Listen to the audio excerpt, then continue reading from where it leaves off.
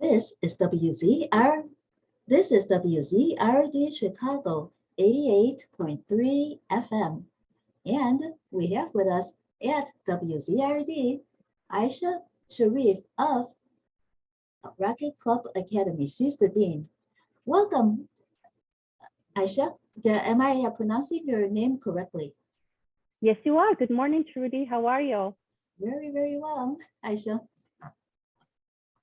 Well, we're so glad to have you here.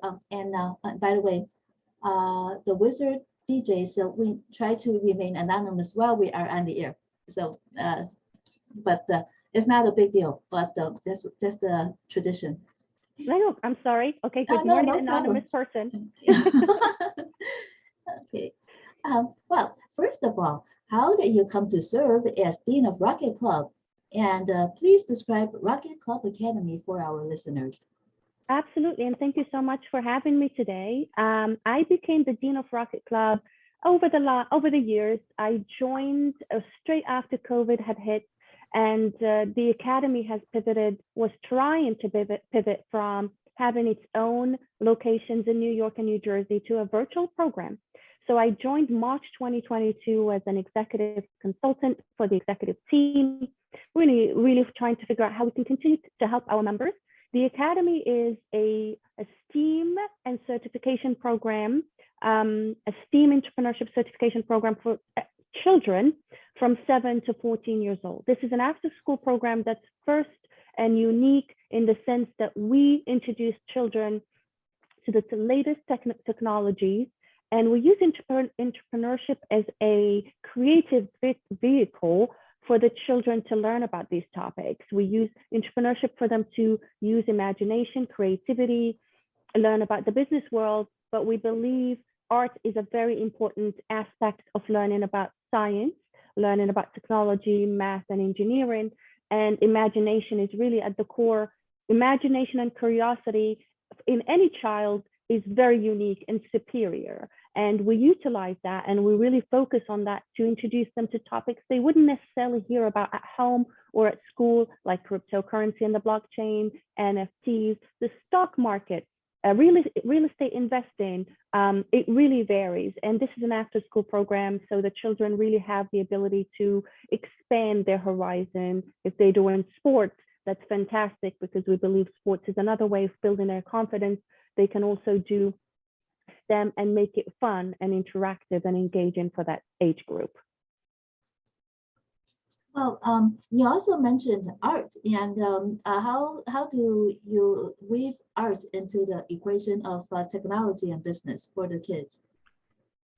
Absolutely. So when a lot of people, including myself, when I joined the academy and I was looking at the program, I was like, hold on, there is a very strong artistic side to the STEM program. And a lot of people, when they hear art, they think it's because we offer art classes, and we do as well, but it's not so much that. It's the way we teach STEM. We teach STEM through an artistic lens.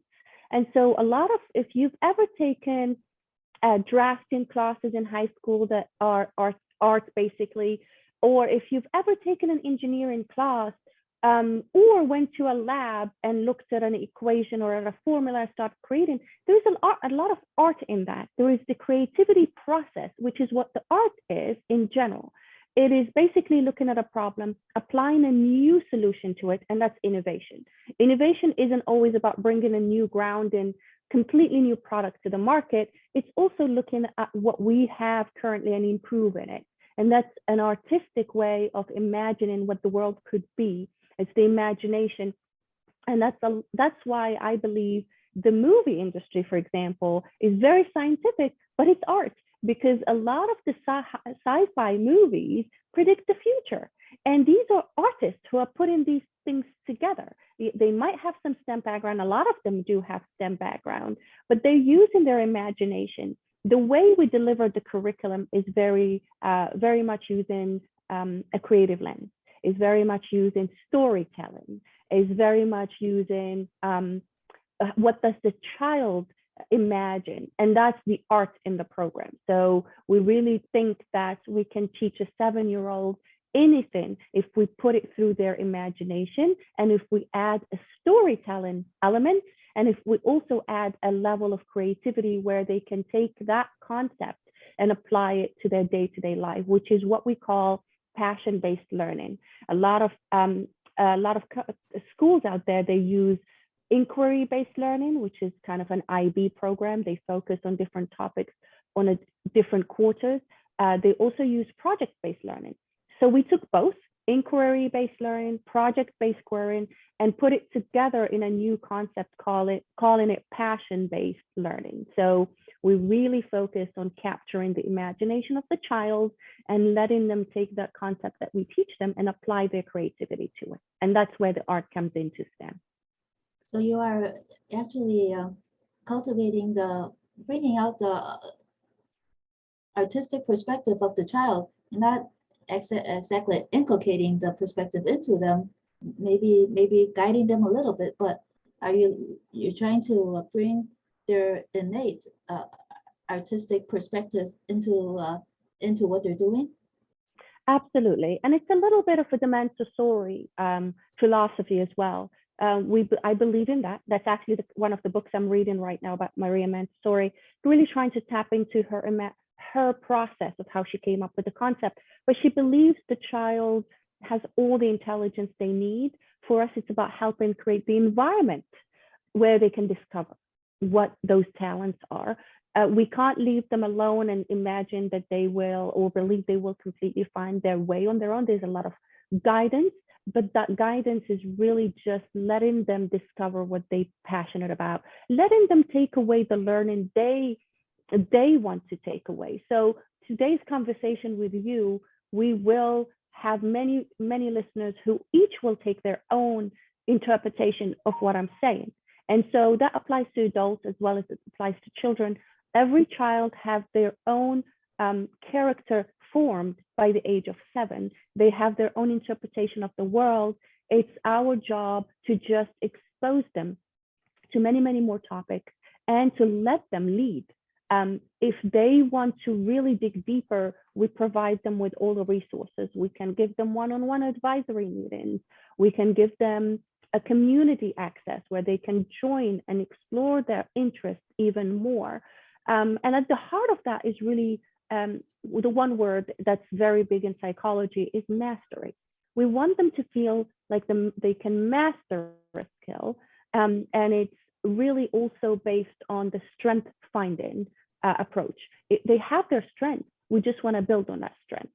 And every individual, all of us, the miracle of a team is in the numbers, but the true miracle of a team is when we understand each other's strengths. And I'll be like, oh, John is on my team. He's an excellent graphic designer. I know something about graphic design, but that's not my strength. However, I'm an excellent storyteller. How do we combine our efforts together? And that's also part of what we teach is an EQ system. We have an EQ system where the children really are leaders. They have the ability to self-reflect, have self-awareness of their skill set, look at their friends, help each other, capitalize, compete with our standards, compete with our friends, but in a healthy way. And so all of this is a culture that we've built in the academy that's quite unique to us. And it's hard to imagine that a 7-year-old would absorb all of this, but they do. They really are sponges. Their brains are very fresh, and it's really just about exposing them and letting them lead it and take it to a different level. EQ is an emotional quotient? Correct. I saw that on your website that there are so many subjects that you cover. So do you do a strength assessment to see what subjects to teach to which students, or do you teach everything to everybody and then go from there to see what their interests are? We do an orientation month. So every new member that joins the academy goes through an orientation month. The orientation month is really focused on giving them what we believe is a foundation concept, is the entrepreneurship concept. Entrepreneurs are self-starters. Entrepreneurs are leaders. They have a very different sense of responsibility with their day-to-day. They set goals, they hold themselves to those goals, and they pull themselves through the hard times and they enjoy the good times in a grateful way. And so for us, one of the fundamental things in the academy is being an entrepreneur, or at least understanding the mindset of an entrepreneur. And so the orientation month really starts them with the entrepreneurship module 101. They go through a mini, what I call a mini NPI process, new product introduction process. And that's simply 4 steps. It's idea or conceptualization of the idea, assessing how the idea is going to be successful, which is a financial assessment. So they understand at a very basic level what a P&L is, a profit and loss or income statement. Then they go through the market. What's my product fit? And that's $1 million question. A lot of entrepreneurs, they come up with products they're in love with, but then they don't really focus sometimes on what the customer wants, what the market wants. So we really teach them the importance of solving a problem, not so much I am going to be an entrepreneur to make money, or I'm going to be an entrepreneur. So you can make money. That's really good. Everybody wants to be financially stable, and that's a big goal. But at the core of it is the market fit. Are you solving a problem that's pressing today or could be pressing in the future? And the final element of it, okay, now how do you get your product out there, the marketing, the sales? So those 4 steps they learn over the 4 months, 1 month. At the same time, we start to get to know the child. We start to understand what else do they care about outside of what they've told us already. And so we start to assess that one-on-one with their advisor. And that could be coding, that could be robotics, that could be creative writing, that could be media creation. So whatever that is, we orient them. And the parent has a big say in this as well. When they look at our application, they look at the website, a lot of them want to sign up straight away. And so we do that after 1 month. If they want to explore coding, we have a coding class for them. So some of our members come to the club, especially virtually, every day, because we have something for them every day. Some members, they come in once a week, which is for their core class. We have classes at 4 p.m. Eastern or 7 p.m. Eastern. And so they choose a day that works, and it's by age group. And so the schedule for the child depends on the child's interest, depend on the parents, because the parents manage the child's interest. And what we see is a really good fit for that child as well. And in that orientation, when does art start getting into this? During the teaching process rather than at the orientation? Correct. So really the art doesn't leave the program. When they start, so the first module is art. So we have a resume for each child. They have a unique member ID, and that resume is split into 3 sections: entrepreneurship, STEAM, and entrepreneurship, STEM, and technology certification. The entrepreneurship aspect of the resume is art-based. So we believe entrepreneurship is an art as much as it is a science when you're doing the financial projections, etc. But it's also pretty much an art, how to really connect, a lot of storytelling. So when they're doing the entrepreneurship module, they go into storytelling because they need to write their mission statement. They go into branding. They understand color theory. They look at the different brand names and why certain brand names are a founder's name, for example, why certain brands are lexic names, while certain brands are acronyms. So they start to understand the different branding. And when you talk to some of the most marketing people I know, they have marketing and psychology as an undergrad or grad degree. And that's for a reason. We are marketing to humans. Humans are very complicated with their, decision making. It's behavioral. A lot of our decision isn't logical, it's emotional. It's why do you like certain products? Why do I like a certain product? It's influenced by a lot of things. And so that is an art in itself, trying to define who you're going to appeal to and why and what motivates them. And so that is the art element. And the way we are telling it is, or the way we're teaching it is very artisty, in the sense that we're introducing children to certain elements of the arts, like creative writing, designing their brand, designing their logo. So when they go into the 4th week of that module, they learn about Canva. which is a software online that helps children and grown-ups design graphics. And so that's, artistic, that's digital art.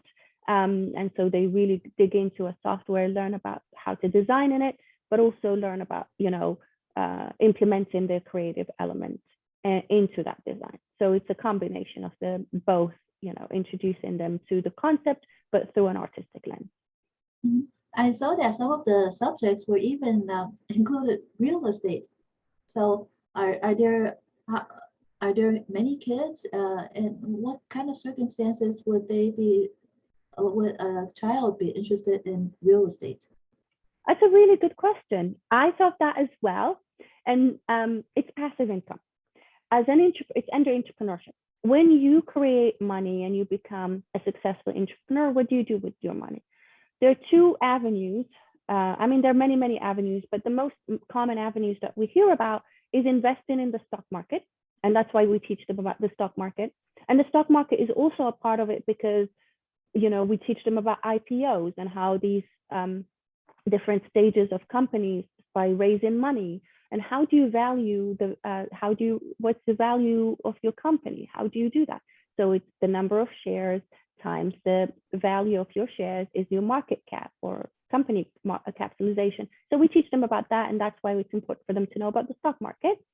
Real estate is another venue for them to invest their money, to create passive income. And real estate is got a huge impact on the economy in general. And it's a concept that people don't know about even at a later age. So, and our founder is very passionate about that because he started his first business in college was a real estate brokerage for students, for his friends. And so he's learned a lot about entrepreneurship through real estate investing and how to understand where the market is heading, etc., through the lens of real estate. So that's really the connection there, is really they have another venue of investing or knowing what to do with their money in the future. What about you? What is your background? Do you have backgrounds such as in blockchain and NFTs? But judging from your discussion so far, it seems as if you have a background in business. I do.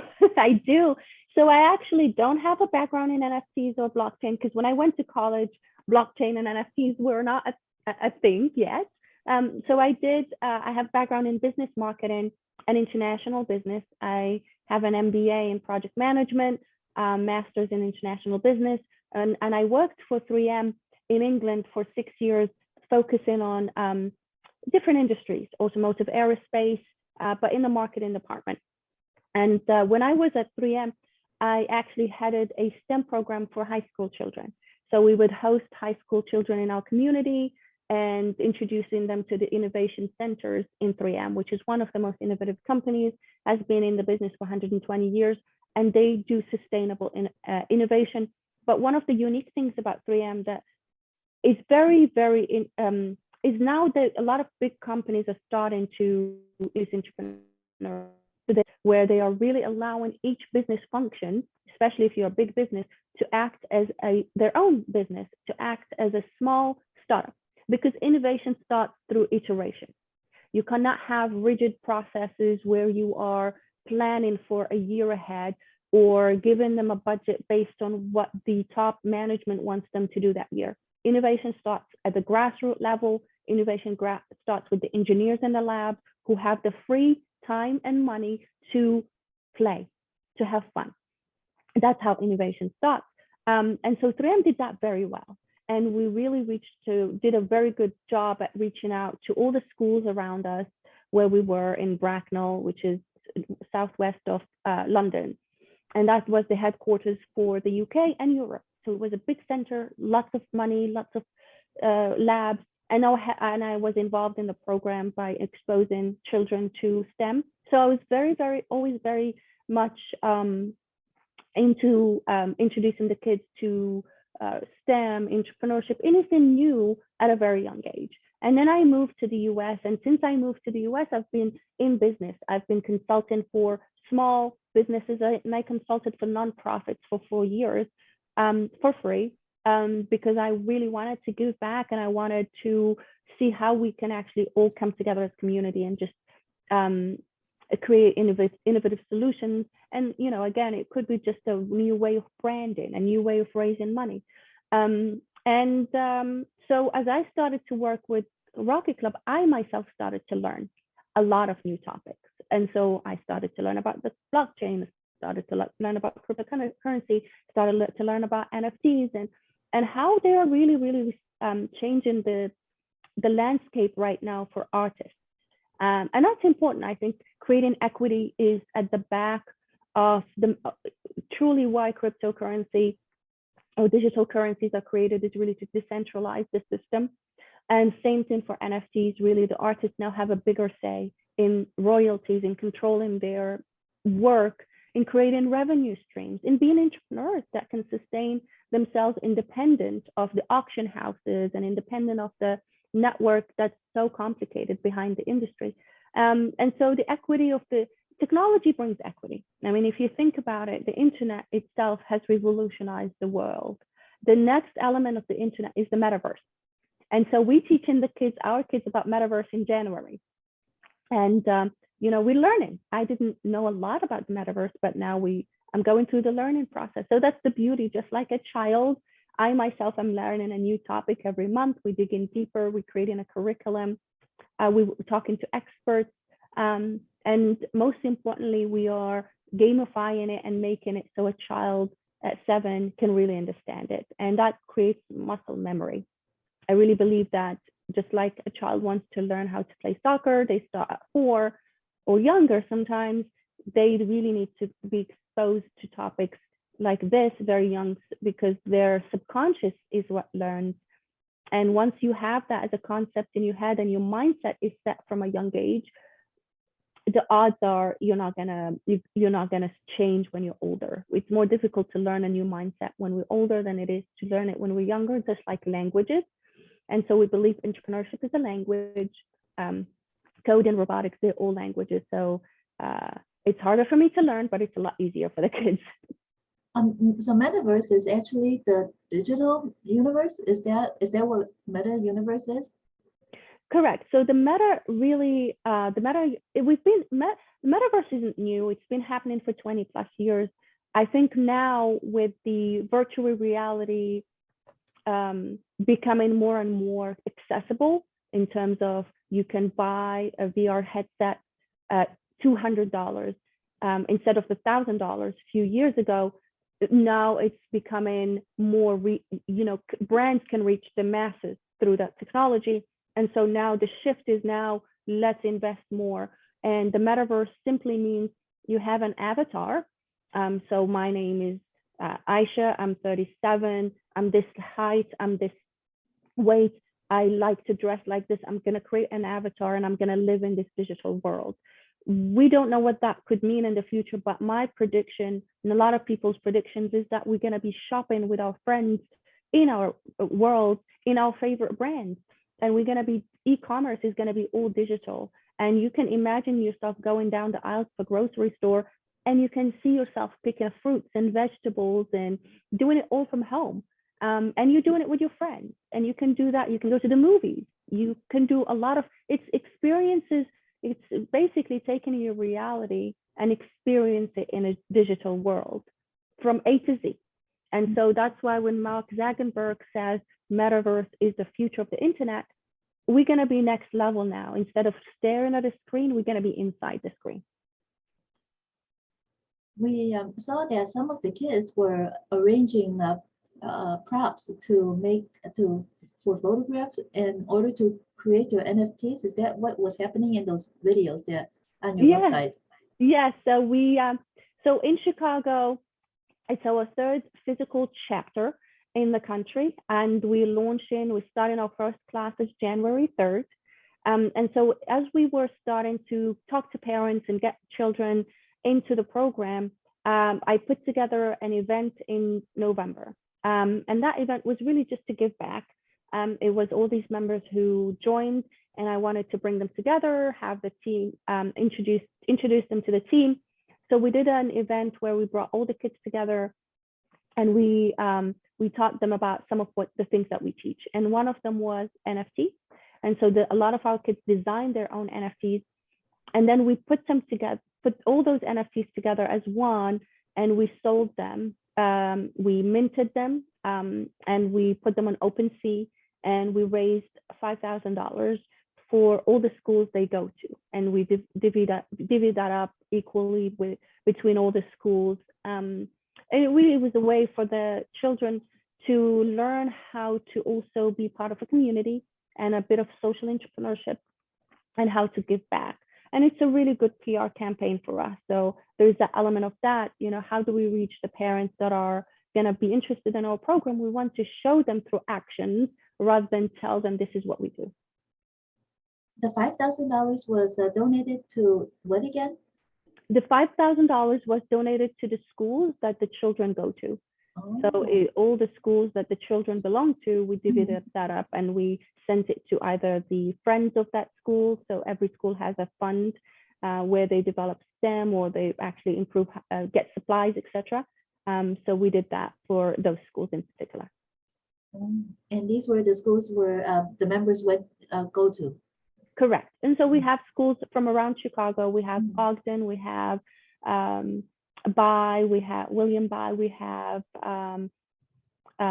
Lincoln Park Elementary, we have Alcott, we have Latin, we have British School. So there's there's a healthy mix of private and public schools. Do you know if you have a Gale School?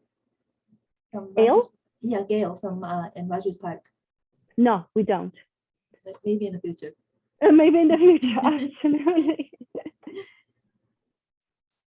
So the ages of children are K to 12? The ages are 7, so first grade 7 through 14, first grade through middle school. What about the majority of children? And what age group is the majority of them, would you say? I would say this is going to surprise a lot of people. The majority are 7 to 10 or 7 to 11. And so it's, as they get busier with middle school, we find that their schedules get harder in terms of the academia at school.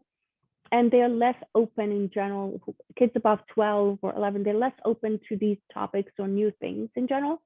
The 7, 8, 9-year-olds are the most successful as well members in the program. Or, I mean, it's hard to tell who's going to be successful because it depends on the child. The age doesn't really sometimes matter.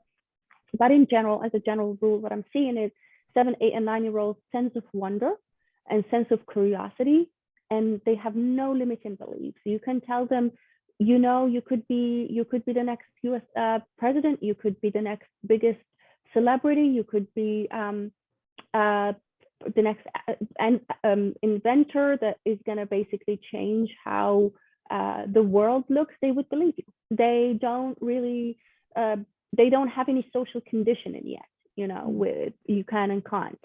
And so those are the most successful members because they take what we teach them and do more with it, and they believe in themselves. In other words, when they're that young, they haven't learned failure yet. It's not even in their vocabulary yet. Absolutely. And I think failure as well as judgment. They're not judging themselves yet, and they are very self-motivated.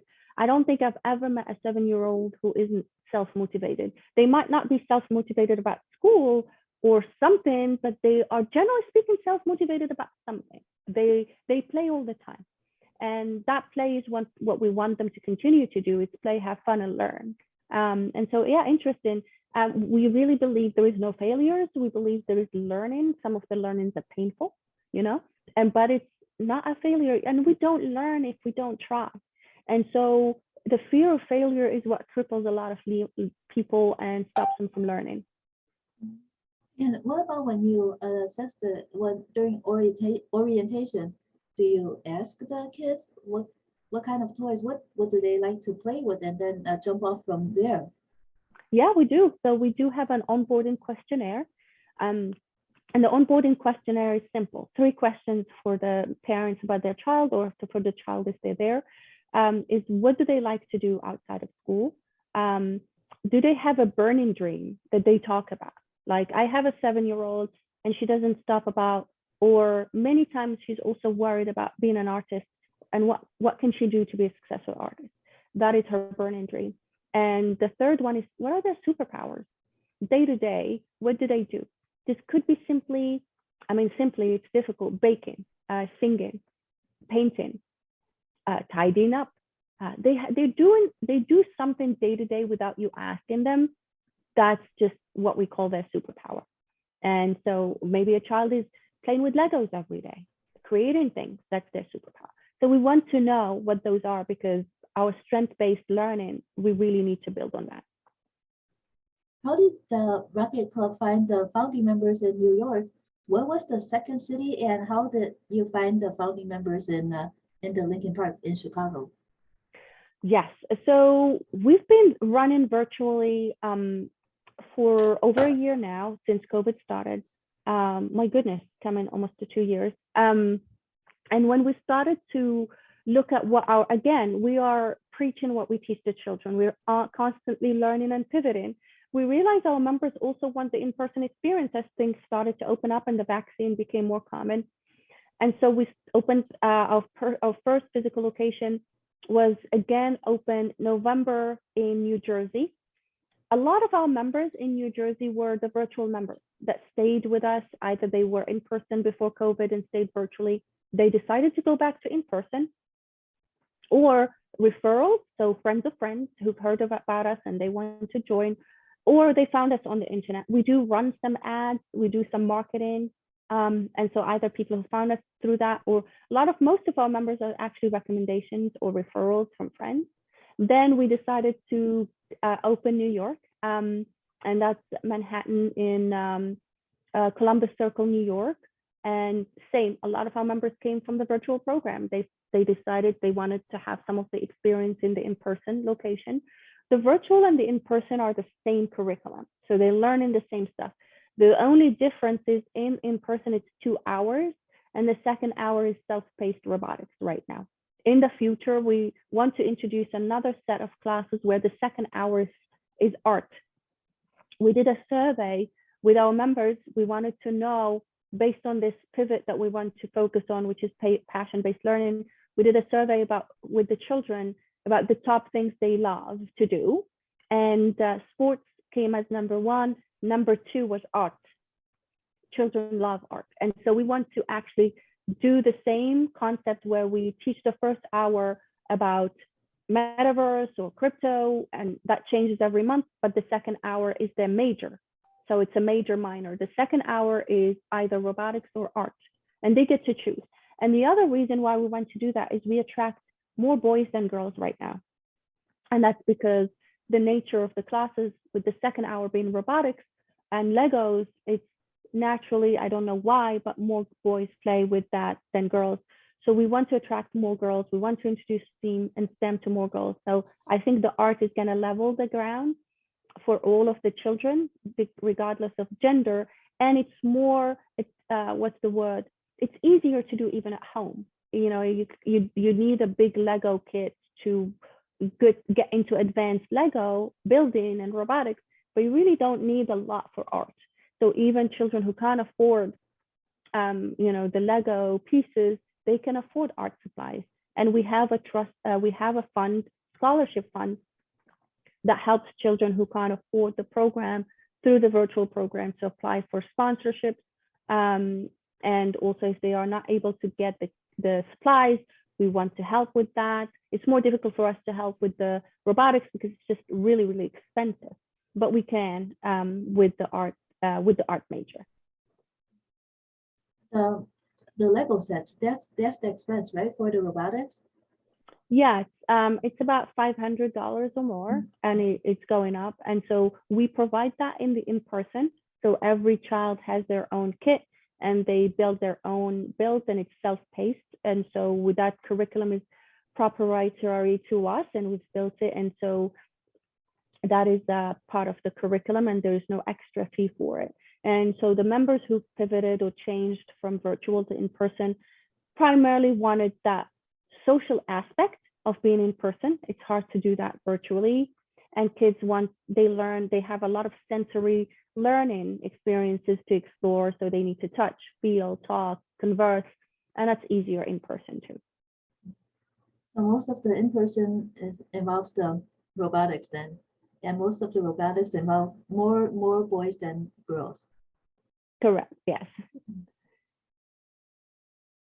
And then when the girls, let's say they concentrate on art for now, at what point could they switch to robotics? Maybe eventually they see they're curious about robotics as well. So how long do they have to be in art before they could switch to robotics?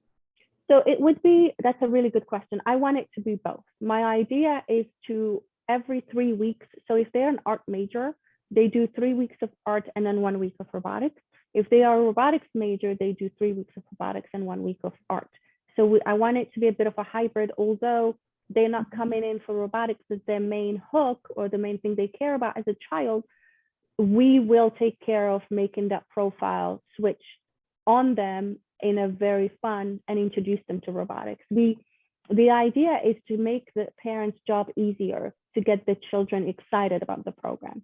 But once the child is in the program, as I said before, we can teach them anything. It's very, very engaging. So I want it so that they're doing art, but they're also doing robotics. And the kids who are doing robotics, they're doing robotics, but they're also doing art. Did you tell us how you found the founding members? For Chicago, I didn't. I did for New York and New Jersey. So for Chicago, it was really a combination of working with local communities. And so we reached out to a few of the like Lincoln Park, North Shore, downtown blogs for parents who are always introducing new programs to communities. And we told them, hey, we're introducing this program to Lincoln Park. A lot of the STEM programs have actually either closed during COVID in Lincoln Park or they moved somewhere else. And so I noticed there's really a void there and in Chicago in general for STEM-based programs. So it was there's an appetite. It was easy, not easy in the sense that we found members straight away. There was a lot of work involving tours and involving talking to parents and explaining the program. But it was easy to have that interaction with people who promote programs because they know this is something parents would want. Mm-hmm. And how many founding members were there in Lincoln Park? So in Lincoln Park, right now we have 32 members. We are aiming to have 40 and then close the enrollment. Monday through Thursday is full and they're waitlisted. The Friday, which is the day that's dedicated to the 12 to 14-year-olds, is actually the one that's not full. And so it's interesting. That Friday class is the one potentially for me, I'm going to introduce the art module as the second hour to see if there is a little bit more appetite and maybe make it about the lower age group too, because the lower age group is more interested in this kind of program more than the older age group. And how long is the program? I saw that it was like month to month, but it seems as if it lasts longer. Yes, so the membership is month to month. The parents can choose how long they want to stay in the program. And the child, if there is that kind of dynamic at home, I would say in order to get the education and the habits and just the learning to be even close to a skill set for the child, it needs to be at least, in my opinion, 2 years. It can be 12, but that's gonna basically be a bit of a stretch. If the child is very advanced and they're able to complete the curriculum, the robotics, especially since it's self-paced, faster, and that's their main area, fantastic. They've done that, but there's always more introduced to them. And so in order for them to get a very well-balanced resume between STEM, entrepreneurship, and technology certifications, they need 24 months as a milestone. But the learning doesn't stop. There is always more. If somebody started at 7, they're 9 after 2 years. That's exactly the sweet spot where they will take everything at a different level for their comprehension, but they have such a strong foundation by 9. So ideally, we want to keep the kids until they get to middle school from elementary, because that really is a strong foundation for them. How heavy is parental involvement as the kids are learning? Because I'm assuming that a lot of these subjects are foreign to the parents. I've been so, it's a mixed bag. Some of the parents really know a lot because they're in the field, they're engineers or they're entrepreneurs. And it's actually interesting. A lot of our parents are either engineers or entrepreneurs themselves or in the business world. If they don't know anything, it's more like, can I also learn about it? And so we share materials with them. And what we do is we send a weekly lesson plan in a newsletter. So the parents get to go through what the lesson objectives are for the kids that week. And we send them some dinner table questions. So then they can ask the children at the end of the week, what is this? And what is this? And what is that? And explore more. They can also research it more with their children, discuss it more, look into it more. And for the members, we cannot be successful with the children without being successful with the parents. The parents are a big part of what the child does.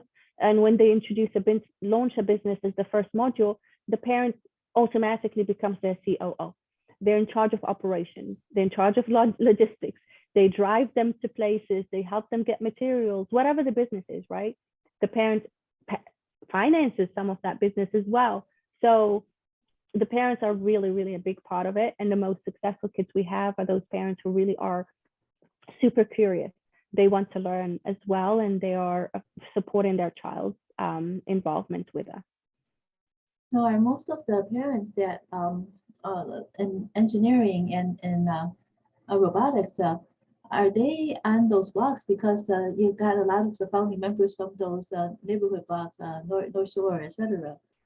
Are those the kind of parents that usually are involved in those blogs?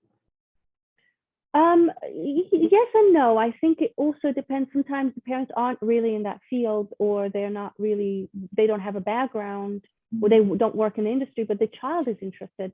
And that could be, some exposure at school, could be some exposure with a friend who's doing it and they now want to be interested, and they now are interested, I'm sorry. It could be a combination of things. I think when I reflect on my childhood, some of the things I did was because I had a teacher that believed I could do that. And so the influences for a child start at home. But they don't stop at home. There's school, there's friends, there's activities. And so as long as they are exploring those, it really doesn't matter who is influencing them at that point. It's just a case of what do we do? How do we help? How do we enable this child to explore this more? So you, in other words, you're saying that the more stimuli for the child, the better. And we noticed that you brought in, how are some of those major names involved in the project, such as the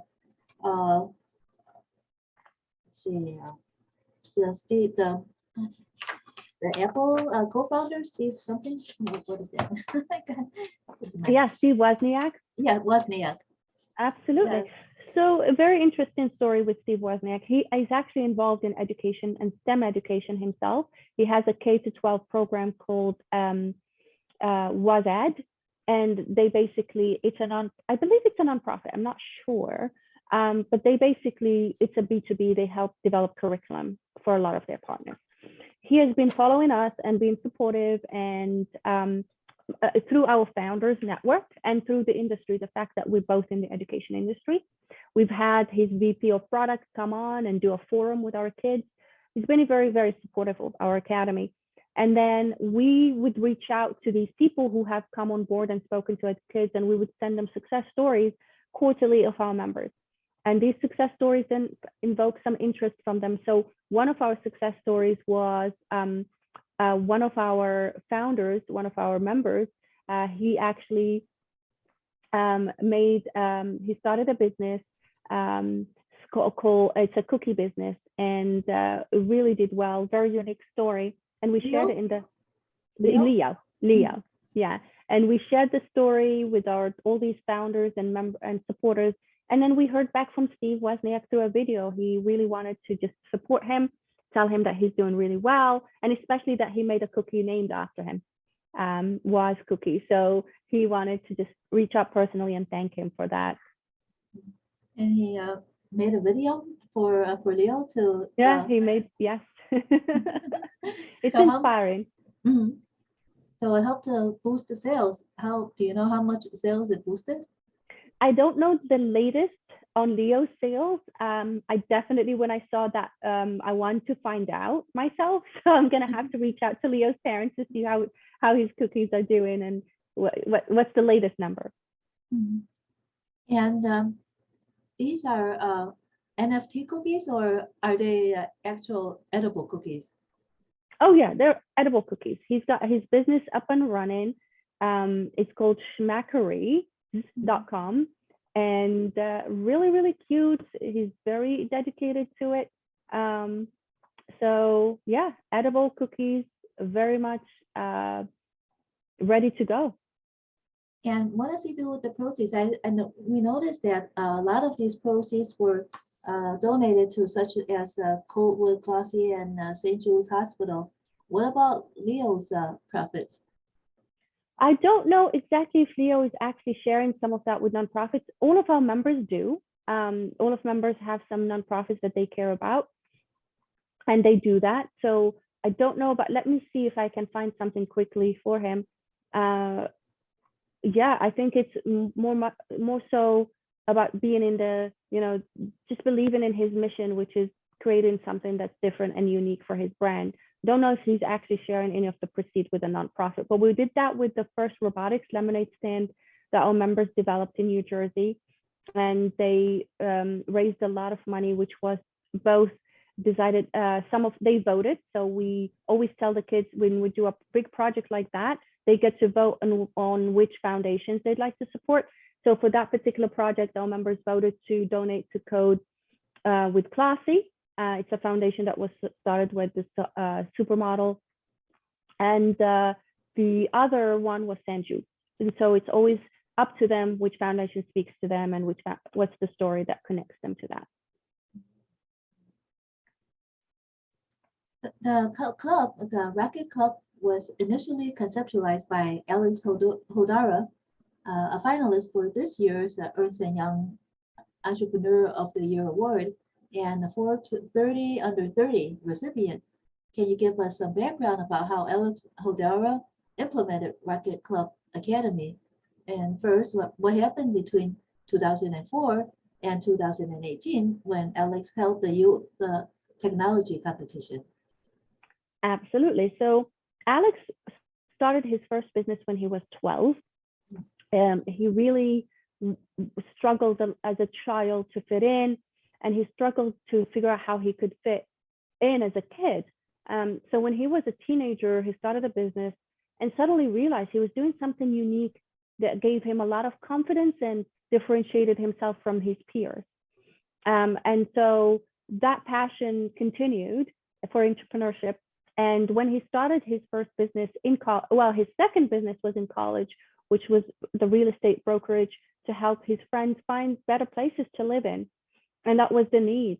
There wasn't a student brokerage that is focused on helping students find better places to live in. So he did that with his friends and became very successful. As part of that, he was still reaching out back to the community. And so he heard from his high school that they were doing a hackathon.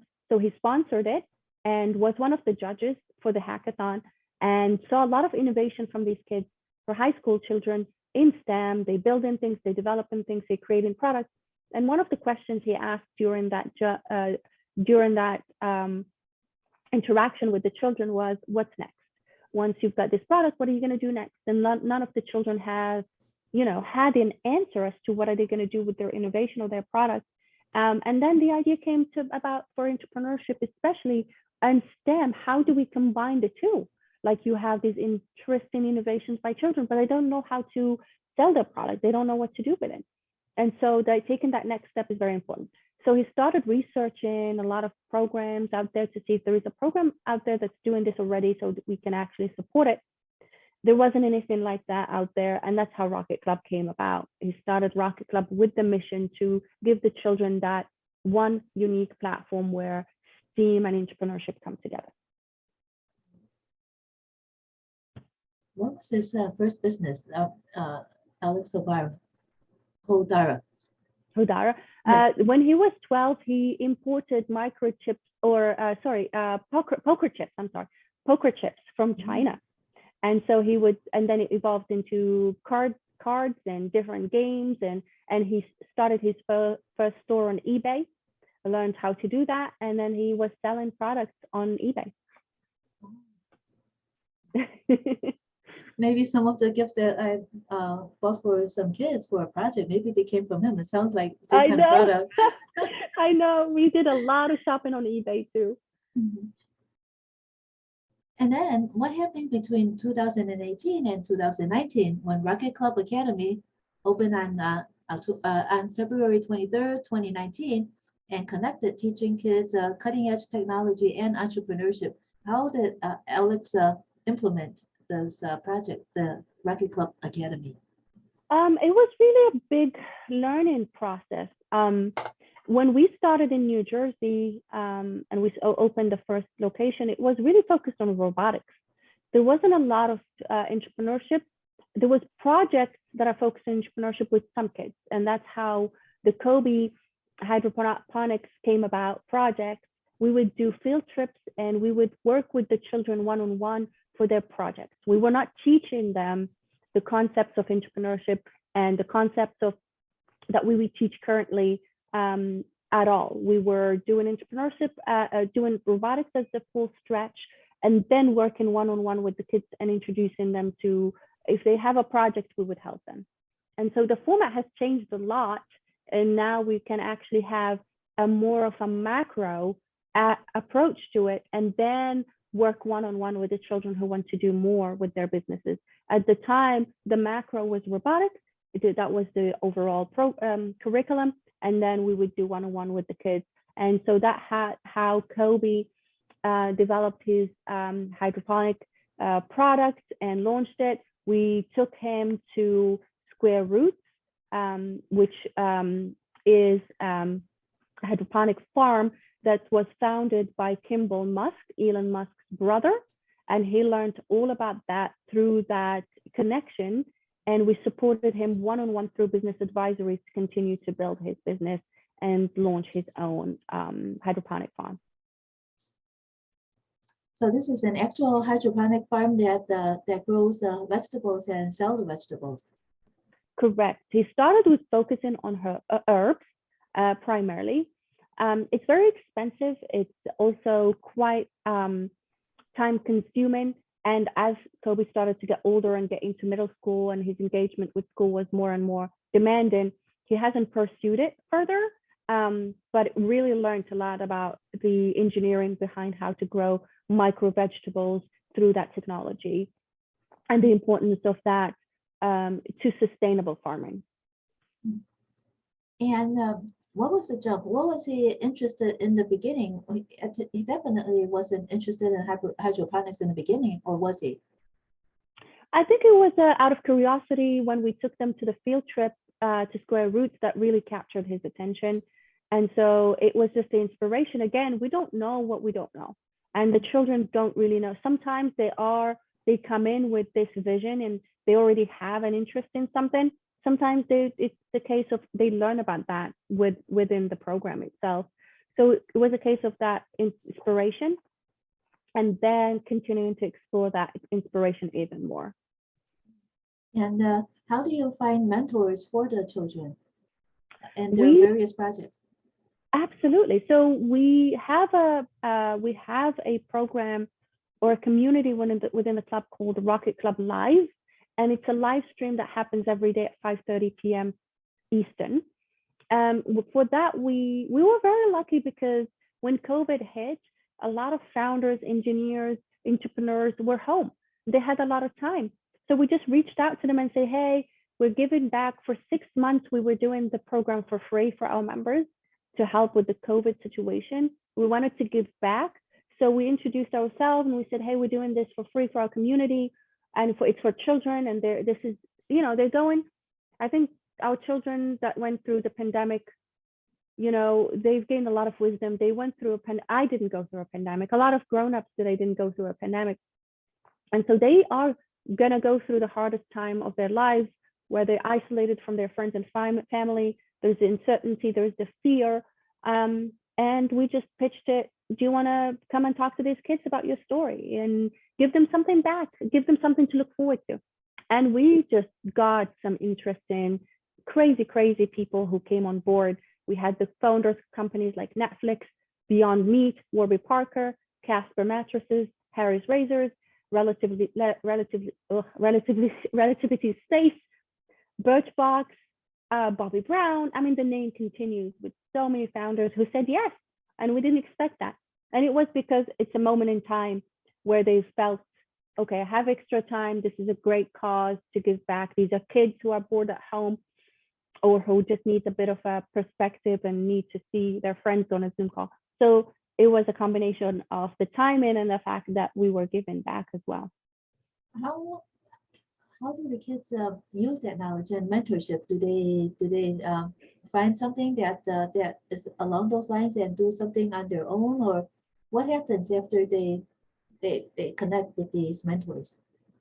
We give them full access to these mentors. So there is a page on our website that's accessible for all our members to send a thank you note to that person that just spoke to them as a community, to reach back with questions, to ask for one-on-one session advisory, whatever they want to, whatever the level of interaction they want to have with that person, they can.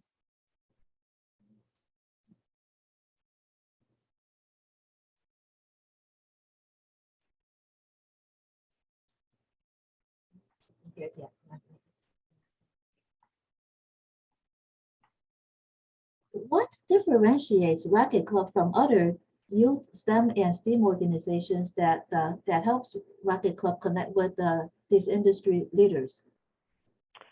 I think it's the culture and what we teach. We don't teach just facts and topics. We really help shape a mindset for a child. I think that's hard. I think a lot of people, maybe sports especially, does shape a mindset, because some of the most successful people, in my opinion, are professional athletes. Their mindset is very, very unique. They're focused, they are disciplined, they appreciate hard work. And that is really important in anybody. You can be the smartest kid in the room, but if the child lacks in discipline, lacks in appreciation for hard work, lacks in the ability to learn and be open to new topics, they will eventually run out of talent or struggle. And at the core of it is just wanting that child to grow up happy. I think that's a big part of why we want to focus on their passion learning, why we want them to learn something they would carry on with for life, like being an entrepreneur, is really finding that at a young age is going to save them from, at 40 years old, hating their career and wanting to change, which is okay. If they want to, they can. That's just part of the journey. But I think what differentiates us is the ability to hone that skill set that help the child have that mindset, grow into being, appreciative of success comes with work and experimentation, and having the mindset to want to learn something new all the time. And there is no program out there that does the certifications that we do the way we do. And it's recognized by all these industry leaders who have been mentoring and have been on supporting the program. You mentioned before that children are most interested in sports, and then and now you mentioned how sports is people that are involved in sports are very motivated and dedicated and disciplined. So how are you able to tie sports into the program, and then do any of the kids actually indoor projects involve sports? We would love to do that. We've invited a lot of guests from esports. So there is a lot of gaming that involves sports online. That's the technology element. We are also reaching out to sports programs around the cities and wanting to introduce the program. Because if you have a mini athlete that's already training to be a soccer player or a football player or or a tennis player, you combine that with what we do, which is the entrepreneurship, the STEM, you're going to have a very, very strong profile for a child. Because even if they continue, and our success rate in terms of how many kids will grow into being engineers or business people is 100%. In professional sports, it's a very small percent depending on the sport. 1% to 5% of the people that join a sport will grow into professional athletes, right? If you look at a field of 20 children or 100 children doing soccer, the chances that maybe 2 or 5 of those kids are going to be professional soccer players that play internationally. But if you look at our academy, 100% of the children that are doing STEM and business, they're going to go into STEM and business in some level, or art. And so if you combine the two, first of all, you're going to have a child who's training to be an athlete. They don't even know they are, but they're also they know what to do with their career if they make it to a professional athlete. They know what it's like to run a business from a young age. And at 8 or 9, if they make it to a junior professional team, they can start building their brand straight away because they have this background of entrepreneurship. They think like a businessman. They are maximizers. So the combination of the two is, is one of the next things that we want to focus more on is, finding these children who are very dedicated to a passion of theirs and combining it with what we teach. This is WZRD Chicago 88.3 FM. And we have with us via Zoom, Aicha Sharif, Dean of the Rocket Club Academy. Aicha, what about the projects that the kids come up with? Since everybody was thinking COVID, was there any student that developed a project that has something to do with COVID? Yes, we've had a couple of kids who made hand sanitizers, and we've had a few kids who also worked on masks, how to, enhance masks.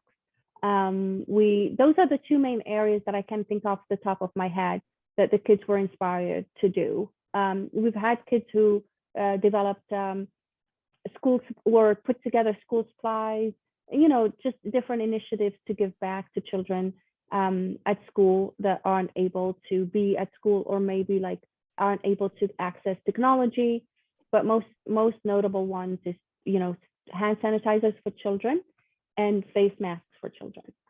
How successful were those businesses? Are they selling now? They are. One of the things we measure success in the academy is the ability for the child to pivot their business. We don't expect them to want to do the same thing for the next 5 years.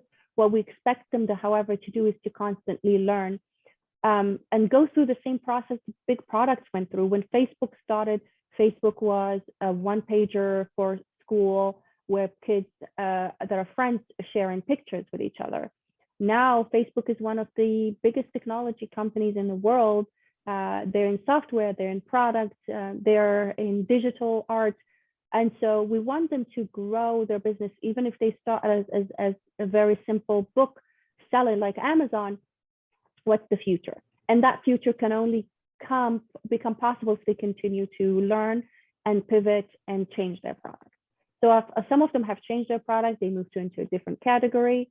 Some of them have continued to do it, but just enhancing it, changing it. So each journey is different for each child, as long as they continue to iterate and change the product and learn.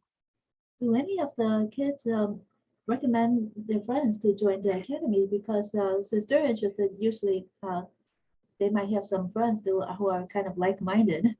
Any recommendations? Absolutely. Yeah, I mean, especially for the in-person, a lot of kids want to come and do the same, the activities with their friends.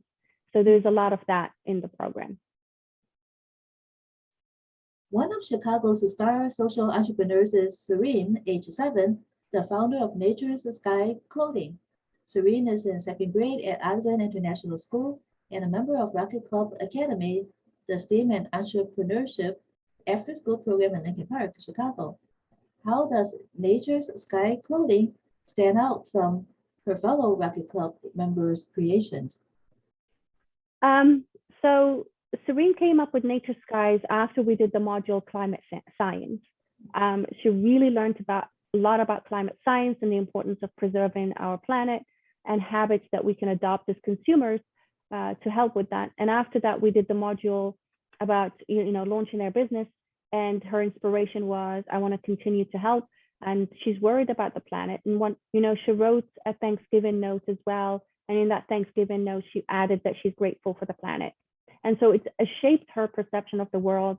And so she created Nature Skies as a t-shirt and merchandise that the sales from that business will go to foundations that help.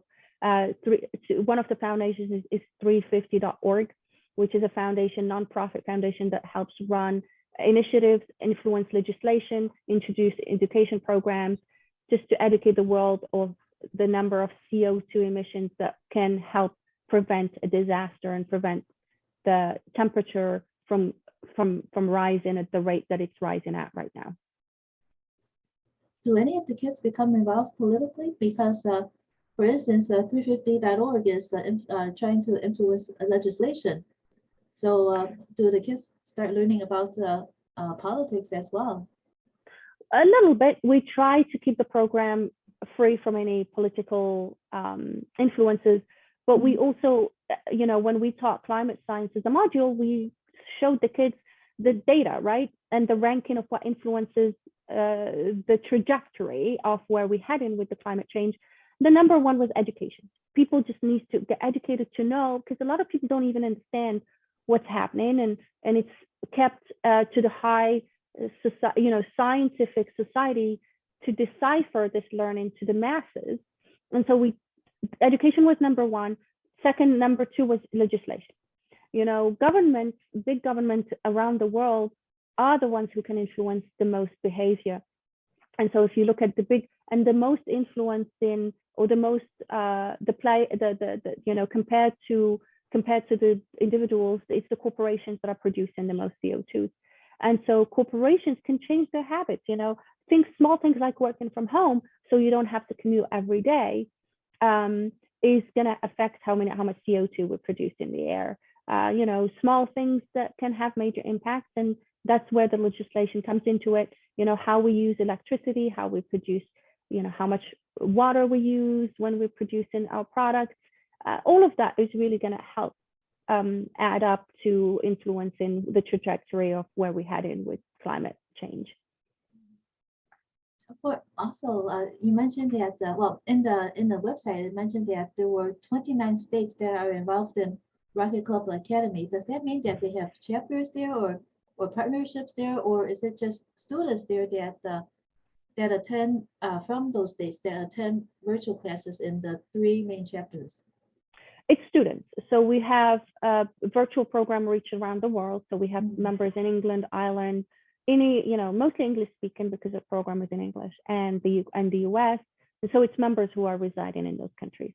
Got it. So far, not no students from other countries besides England and Ireland then? We actually have one from the Vietnam. And it's difficult actually to reach those other countries because of time zones as well. So we don't offer world-friendly time zones. It's mostly East Coast time zones. So that's the difficulty really. And our goal in the future is to help reach other countries with the program through either a different product or the ability to change our timing. Right. Such as recordings, but the live is what helps the most. The virtual sessions are live, and that promotes the engagement. Correct. Yeah, it's important that the classes are live. Yeah. Yes.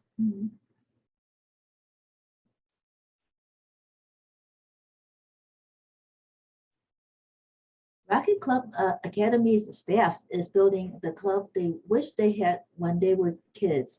Does that mean computer science that they wish that they had learned when they were kids? I think so. I think it's more so that the community, the sense of support that we have now for these kids, and the topics, the things that they learn about is so, it's cutting edge, and it's what's going to shape and what's shaping the world. And so, we didn't have this as kids. And the reason why we use that statement is the members and the founders that come on the program and talk to us all of them say the one thing in common: I wish I had this when I was a child, because a lot of them felt like they were doing this alone, that nobody else is as creative or imaginative or wants to create products or wants to sell products. And it's hard to find that at school. At school, a lot of kids connect through sports or other activities like that, but they don't connect through entrepreneurship. And rarely too connect through STEM. And if it's taught in a classroom and not taught in the way we teach it, where there's a collaboration, there's also an element of what you do with it next. And so that's the inspiration for that statement. Since you're teaching entrepreneurship and then robotics, but a lot of the businesses that we're discussing here, such as the cookie business and the clothing business, actually for Nature Sky Clothing, what kind of clothing does Serene sell anyway?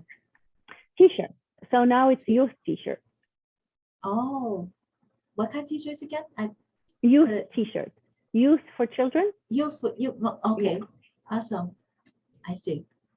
So how does robotics and we see that entrepreneurship, of course, influences these businesses, but then are you able to tie in robotics and art?